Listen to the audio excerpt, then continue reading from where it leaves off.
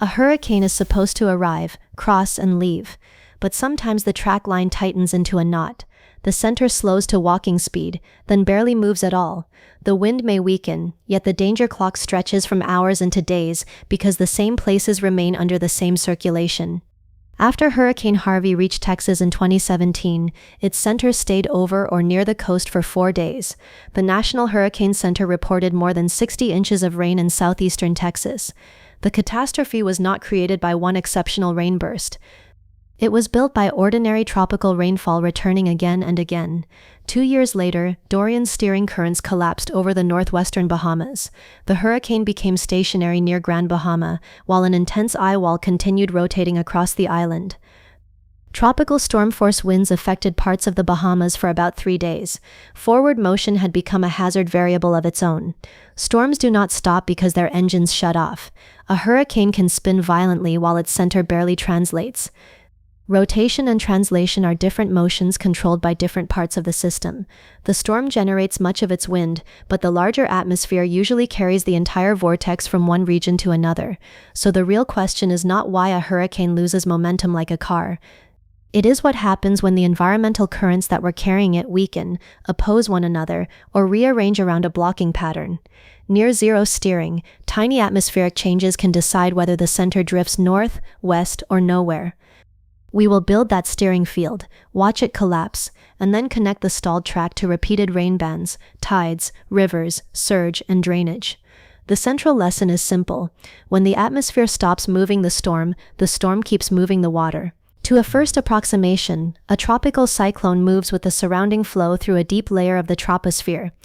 NOAA uses the analogy of a leaf carried by currents in a stream, except the atmospheric stream has no fixed banks. The current can curve, split, weaken, and shift with height. A mature hurricane extends through much of the troposphere, so no single surface wind determines its track. Forecasters examine a vertically averaged steering flow around the vortex. A shallow, weak system can respond more to lower-level winds. A deep hurricane can be guided by a thicker layer and by different pressure features. The cyclone is not perfectly passive. Earth's rotation and the storm's own circulation create a small poleward and westward tendency often called beta drift. Interactions with nearby weather systems can also modify motion, but over most of a track, the surrounding environmental flow provides the dominant conveyor. This separates two speeds people often confuse. Wind speed describes air rotating around the center. Forward speed describes the center moving across the map. A hurricane can contain 100-mile-per-hour winds while translating at 2 miles per hour. The internal machine can race while the atmospheric conveyor nearly stops. That difference changes exposure. A fast storm moves its strongest rain and wind across a location quickly. A slow storm keeps replacing the air that rains over the same watershed.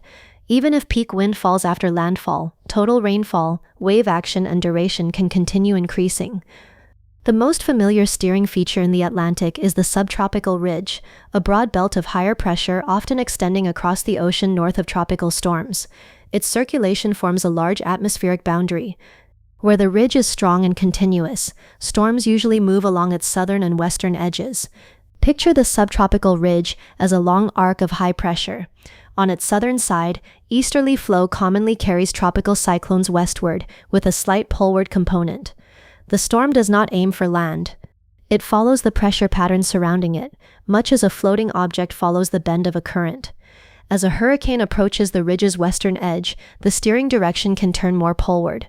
If the ridge remains strong ahead, the storm may continue west. If a weakness opens, the cyclone can turn toward it. Track forecasting is therefore partly a forecast of the ridge's evolving shape. The edge is not a wall. It is a broad pressure gradient, and that gradient produces wind. A tighter difference between nearby pressure features generally supports a stronger steering current. When the gradient becomes weak, the environmental wind carrying the vortex becomes weak as well. Mid-latitude troughs can carve breaks into the ridge. A well-timed trough may pull a hurricane poleward and then northeastward into the westerlies. But if the trough lifts out, stalls, or fails to reach the cyclone, the expected opening can close, and the storm may remain trapped beneath rebuilding high pressure. This is why long-range tracks spread. Different model members can place the ridge, trough, and their timing slightly differently. One member opens a clean escape route. another rebuilds the ridge first. The storm begins from nearly the same location, then follows a completely different atmospheric corridor several days later. Now remove the corridor entirely, put high pressure on one side, a weakening ridge on another, and only faint winds near the hurricane. The arrows that once carried the center shrink. The storm has not run out of wind. It has entered a steering saddle where the large-scale push nearly cancels. A steering collapse is not necessarily total calm. It can be a balance between weak flows from different directions. One feature nudges the storm west, another nudges it north. A trough approaches but does not yet capture the vortex. Their vector sum becomes small near the center. When the net current is strong, small forecast errors matter less, because most plausible flows point the same way. Near zero, the same errors become decisive. A 1 or 2 knot difference can double the forward speed, reverse a drift, or change which side of a coastline remains under the core. Blocking patterns can prolong the weak flow state. A ridge may prevent the storm from moving poleward, while another pressure feature limits motion in the opposite direction. The hurricane becomes trapped between atmospheric systems much larger than itself, waiting for one boundary to weaken or move. The eventual escape often begins when a new trough creates a durable weakness in the ridge. The pressure gradient strengthens, environmental winds grow, and the track resumes. But the timing is difficult because the same large-scale changes that open the path can be subtle and thousands of kilometers from the storm.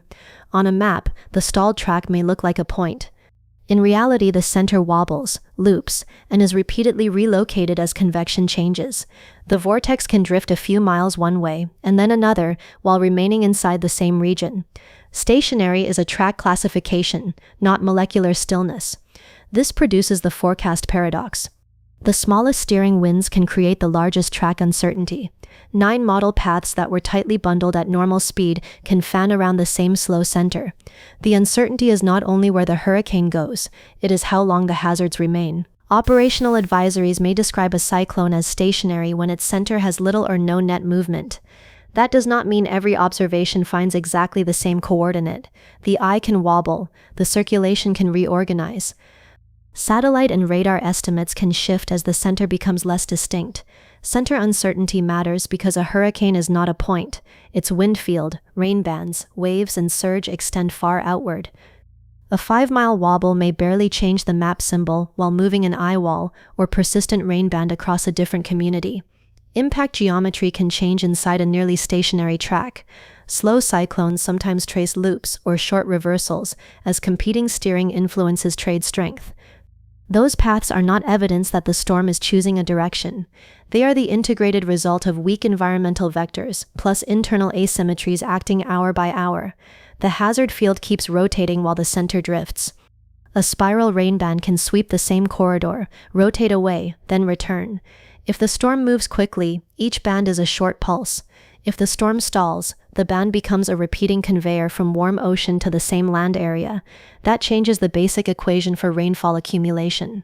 Total water is related to rain rate multiplied by duration, then modified by how bands move and where moisture converges.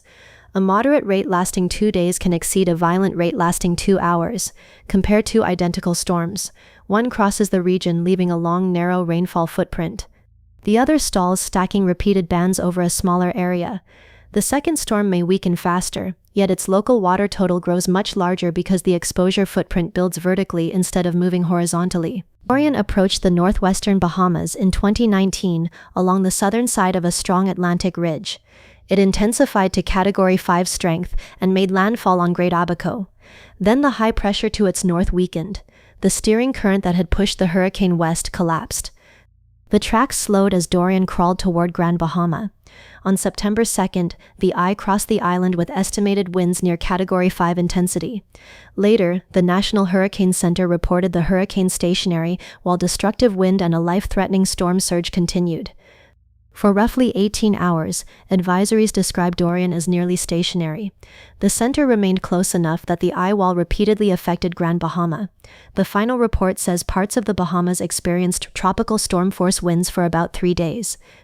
Duration turned the circulation into prolonged exposure. Slow motion also allowed the storm to mix the ocean beneath itself. Upwelling and increasing shear contributed to weakening, but weaker peak wind did not end the event. Waves, surge, and hurricane-force gusts continued while the core was still close to the islands. The geometry was brutal. A moving eye crosses, then conditions reverse and improve. A stalled eye can leave one side of the eye wall over a place, wobble, and bring another segment back. The same ocean water can be pushed toward the same coast across multiple tide cycles. Dorian finally moved when a trough deepened along the eastern United States and created a weakness in the ridge. Environmental flow strengthened, pulling the hurricane north and then northeast. The storm's escape route was built by pressure changes far beyond the Bahamas. Harvey reached the middle Texas coast in August 2017 as a Category 4 hurricane. After landfall, wind weakened as expected, but the center slowed to about 2 knots and became embedded in very light steering currents. Global models showed that weak flow persisting for days. The National Hurricane Center warned that Harvey was not going anywhere fast. The circulation meandered over southeastern Texas, moved back over the Gulf, and later made another landfall. Its path kept part of the moisture supply close, while rainbands repeatedly crossed the same broad region. This was not one stationary dot. Harvey's center wandered, but its displacement was small compared with the scale of the rain shield. Each wobble rearranged where convergence and bands focused. Watersheds that had already absorbed extraordinary rain received new rounds before rivers could drain. The coastline made the stall more consequential.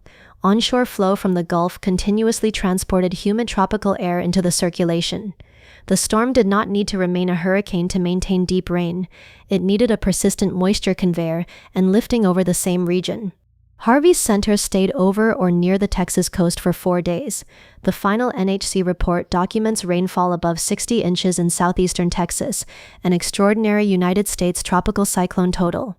Catastrophic flooding continued long after maximum winds ceased being the main story. Harvey reveals the structural transformation caused by a stall. A wind event becomes a watershed event. The track line loops, the moisture path stays open, rain bands train, soils saturate, channels fill, and every new inch has fewer places to go. Tropical cyclones can produce intense rain because warm, moist air converges and rises through deep clouds. But a rainfall map is not only a map of rates, it integrates those rates through time. Forward speed determines how long the rain-making circulation can influence one location. If a band delivers 2 inches per hour for 1 hour, the total is serious. If similar pulses return across 12 or 24 hours, the accumulation enters a different regime. Drainage systems designed for short bursts can be overwhelmed even when no single minute sets a record. Meteorologists call repeated cells moving over the same corridor training, like rail cars following one track. In a stalled hurricane, the storm's rotating geometry can anchor that corridor. New convection forms over warm water, follows the band inland, rains out, and is replaced behind it. The moisture plume can extend far from the center. A stalled or slow storm may tap the ocean continuously, while steering winds aloft direct rain toward one side of the circulation. That is why the highest rainfall does not have to sit under the eye or follow the exact forecast track. As soil saturates, infiltration falls, and a larger fraction of new rain becomes runoff. Small streams rise, then larger rivers, reservoir releases, urban pavement, terrain, and drainage constraints reshape the timing. The same rain rate produces more rapid flooding late in the event than early. The accumulation curve therefore bends upward, even if the storm weakens. Rate multiplied by time feeds runoff. Runoff fills channels. Full channels slow drainage. Slow drainage raises local water. Duration is not a passive multiplier. It activates new connections in the flood system. A slow hurricane spends longer churning the same ocean. Wind-driven mixing and upwelling can bring cooler water to the surface and reduce the heat flux supporting the core. Dorian weakened while nearly stationary, partly as it mixed the water beneath itself and later encountered more shear. This creates a dangerous misconception. If the category falls, the event must be ending. Peak wind can decline while rainfall accumulation, river levels, wave exposure, and surge duration continue growing. Different hazards respond to different parts of the storm and operate on different clocks. The wind field can also expand as peak intensity decreases. A broader circulation keeps moving air and water across a large area. Forward speed changes the duration of that forcing.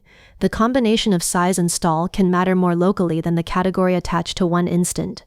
At the coast, prolonged onshore wind can maintain elevated water across more than one astronomical tide cycle. Waves act on top of that water. If the storm wobbles, wind direction and surge focus can shift along bays, inlets, and barrier islands without the center traveling far. Farther inland, rain becomes runoff and river flood. Those peaks may arrive after the strongest wind has passed. A stalled storm therefore creates a chain of delayed hazards: ocean water at the coast, rain in the basin, rising rivers, and drainage problems downstream.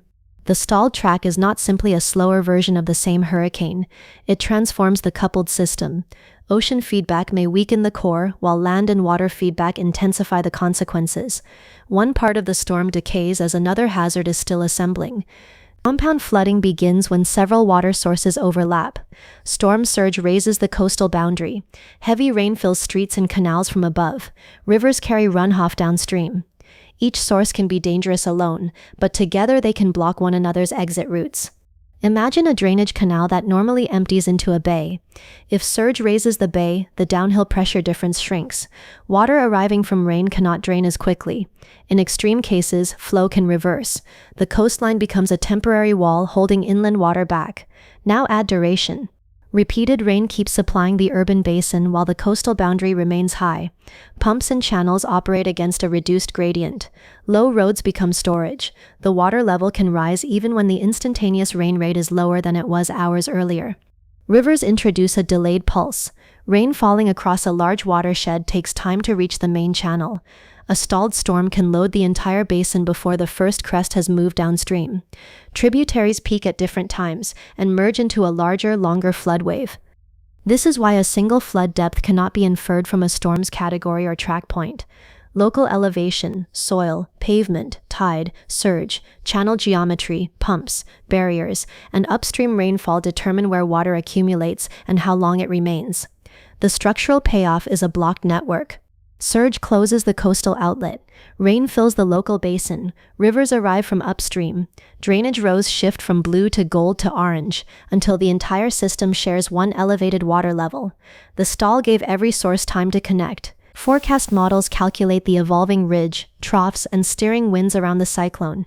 Ensembles repeat that calculation from slightly different initial states and model assumptions. When steering is strong, the tracks often cluster. When flow collapses, the same ensemble can spread into loops, stalls, and different escape routes. The mathematical difficulty is intuitive. Subtract two large, nearly opposing influences and the small remainder controls motion. A modest error in either influence can be larger than the remainder itself. Forecasting 2 knots of movement can be harder than forecasting 15 knots carried by a strong current. Track spread then becomes duration spread. One member moves the storm away after 12 hours. Another keeps it near the coast for 2 days. Their rainfall and surge outcomes diverge even if their center positions initially differ by only a small amount. The forecast cone describes likely center positions based on historical track errors. It does not show storm size, rainfall extent, or how long a band may remain over one place. A slow-motion event demands hazard products beyond the center track, including rainfall, river, surge, and local warning information. New observations can shift the steering diagnosis quickly. A trough deepens more than expected. A ridge rebuilds. The center relocates. Each advisory updates both position and the pressure pattern ahead. Near a stall, those updates may change the escape timing more than the immediate direction. The honest forecast is therefore a bundle of clocks and paths. Where might the center drift? When could steering resume? How long could onshore wind persist? Which watersheds remain beneath repeated bands? Uncertainty is not an excuse to wait. It is information about the range of exposure. A hurricane stalls when the environmental currents carrying its deep vortex become weak, opposed, or blocked. The storm can keep rotating violently because internal wind and forward motion are different. A ridge, trough, and their timing determine whether the center advances, loops, or waits. When steering is strong, the atmospheric conveyor moves the hazard field across the map. When steering collapses, small changes dominate the track. Model paths spread, and the central forecast question shifts from destination to duration. Duration transforms impact. Rainbands return. Moisture continues arriving, soil saturates, rivers rise, surge can hold drainage shut. The storm may cool its own ocean and weaken, yet the flood network keeps assembling because water responds more slowly than wind. Dorian and Harvey show two versions of that transformation. One intense hurricane remained over vulnerable islands as the steering flow collapsed. One weakening circulation meandered near a moisture source and loaded enormous watersheds for days. In both cases, the stalled track changed what the storm was. For an active cyclone, use current National Hurricane Center, Weather Prediction Center, National Weather Service, river forecast, surge, and local emergency information. Do not read the center line as the boundary of danger, especially when forward motion becomes slow or uncertain. The deeper system's lesson is that speed can be a connection. A moving storm keeps hazards separated in time. A stalled storm lets them overlap. When the atmosphere stops carrying the hurricane away, wind, rain, ocean, rivers, and cities are given time to become one event.